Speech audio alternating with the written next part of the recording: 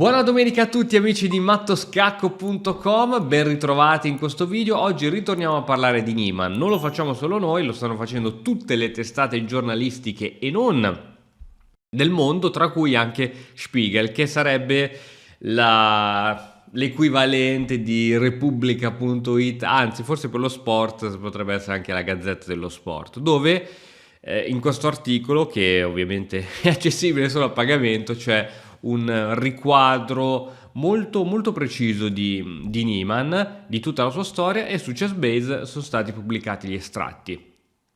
Andiamo a leggere insieme che cosa si dice su Niemann? Andiamo. Leggiamo insieme questa traduzione automatica da parte di Google Traduttore, ma è abbastanza affidabile.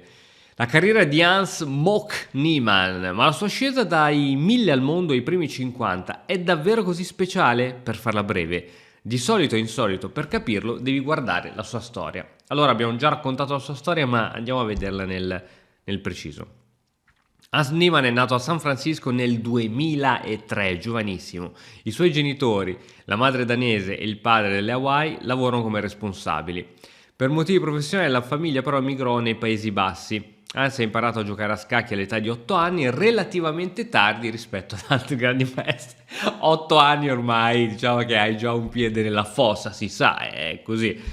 Hans ha imparato gli scacchi all'età di 8 anni, ok, diciamo che questo l'abbiamo già letto. Fu poi rapidamente scoraggiato quando il suo insegnante di scacchi non gli permise di rappresentare la scuola ai campionati nazionali. E quindi preferiva dedicarsi poi al ciclismo, correndo decine di volte. Dopo che la famiglia è tornata negli Stati Uniti, Hans, che ora ha ben 9 anni, è tornato agli scacchi. Ho giocato più di 100 tornei nel mio primo anno negli Stati Uniti, ricordato. Ha scalato le classifiche in parte grazie al suo mentore Maxim, un grande maestro statunitense di origine russa. Era un tradizionale allenatore di scacchi in stile sovietico, mi ha inondato di molte informazioni e le ho assorbite come una spugna, ha detto Niemann. Con lui ha portato il suo gioco a un livello più alto da adolescente, fino a 2400 punti nella classifica mondiale. E se andiamo a vedere il suo grafico nella sua scheda della FIDE, possiamo vedere che nel 2018 inizia ad attestarsi sui 2400 punti. Abbiamo detto che è nato nel 2003, facciamo due calcoli, 2018, non so che non andrebbero fatti con la calcolatrice, ma va bene. A 15 anni aveva 2400 punti, e questi 2004 sono stati un po' assestati, è salito, è sceso, è stato assestato fino poi alla grande crescita spaventosa che abbiamo visto tutti insieme. Tra l'altro chiedo scusa, in un precedente video ho detto che era in 9 mesi, invece in un anno e 9 mesi. Comunque oggi è praticamente il 2007. L'ultimo aggiornamento della FIDE relativo ad ottobre, Hans Niemann ha 2699 punti. Chissà se ci sarà un complotto per non fargli toccare il 2007, ma questo lo scopriremo. Continuiamo a leggere Chessbase. Dopo un rapido aumento, la performance di Niemann è rimasta stagnante, quello che abbiamo visto da questo grafico. Praticamente lui passava le sue giornate tra partite di football, su iPad, su Netflix, e 15 minuti sui libri di Garry Kasparov. E d'altra parte le noiose lezioni a scuola lo avevano tenuto lontano dagli scacchi. La svolta è arrivata per Niemann all'età di 16 anni, questo l'ha raccontato lui stesso durante l'intervista, quando si è trasferito da solo, è andato a vivere da solo, ragazzi, a 16 anni, veramente una cosa che possono fare i pochi. Tra l'altro non so neanche legalmente, vuoi poi pagarti da solo un affitto, vabbè, forse in America si può fare. Si è trasferito da solo a New York City, è andato lì grazie a una borsa di studio di scacchi in una scuola pubblica e ha guadagnato soldi come allenatore di scacchi e streamer di Twitch.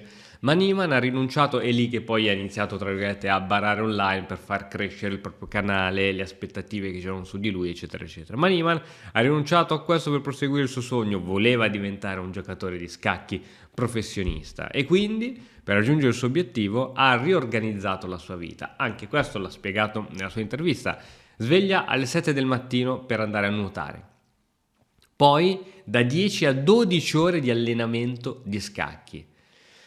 Non aveva quasi più una vita sociale al di fuori degli scacchi, ha detto. Niemann ha imparato e giocato molto ed è arrivato al successo con stile coraggioso. Nell'ottobre del 2020 era nella fascia dei migliori giocatori, dei 1000 giocatori al mondo, con 2465 punti.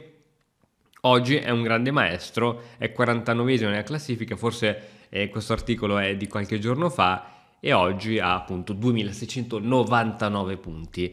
E poi nell'articolo si fa riferimento ad altre crescite repentine. Non c'è stato solo Niemann che in neanche 2 anni è riuscito a passare dal 2005 al 2007, che è uno scaglione infernale.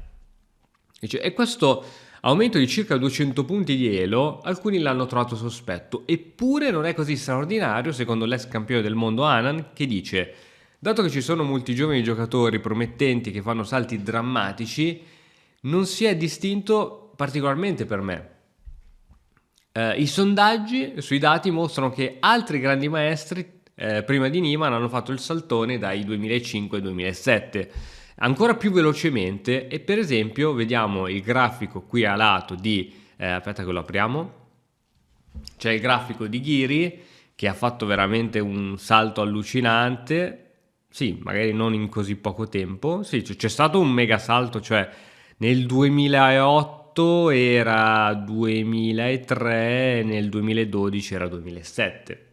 Sì, però non c'è, diciamo, la cosa più devastante anche qui, anche Carlsen era nel 2005, aveva toccato quasi già i 2006, nel 2005 e poi nel 2010 e 2008 e via via via. Sì, c'è un grande, se prendiamo questo picco più basso, diciamo nel 2005 era quasi a 2005 e nel 2010 poi era 2008, 300 punti in 5 anni. Sì, manca forse, non so se mi sono spiegato, quello sprint nei punteggi alti e in poco tempo. Quello è vero, qui ci sono grandi crescite repentine, però manca quella crescita così veloce nei punteggi alti.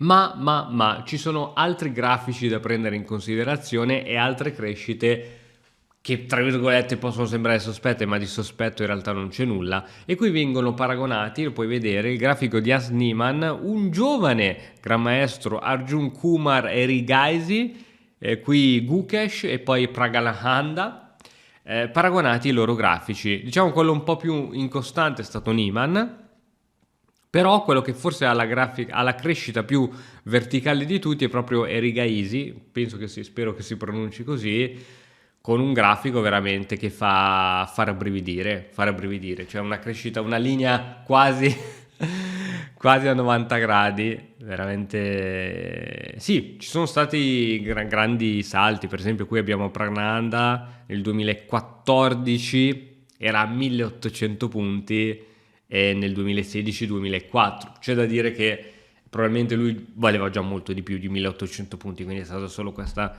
un fare solo più tornei, perché lui dimostrava già probabilmente maestro internazionale. Quindi ancora una volta c'è tanto chiacchiericcio su queste performance straordinarie di Niemann. Il mondo scacchistico ormai è spaccato in due: sostenitori di questo giocatore e coloro che pensano che diventerà il futuro campione del mondo, o il nuovo, qualcuno ha detto anche il nuovo Bobby Fischer, fa le stesse mosse strane e geniali che faceva lui, e l'altro mondo degli scacchi che è lì ad aspettare delle prove concrete per smascherare questo eventuale baro. Il tempo avrà sempre ragione, così dicono i grandi. Chi è che lo dice? Lo dico io, oggi lo dico io, va bene? E quindi non ci resta che aspettare. Io vi tengo aggiornati su tutte le notizie su questo caso. Ci vediamo alla prossima. Ciao!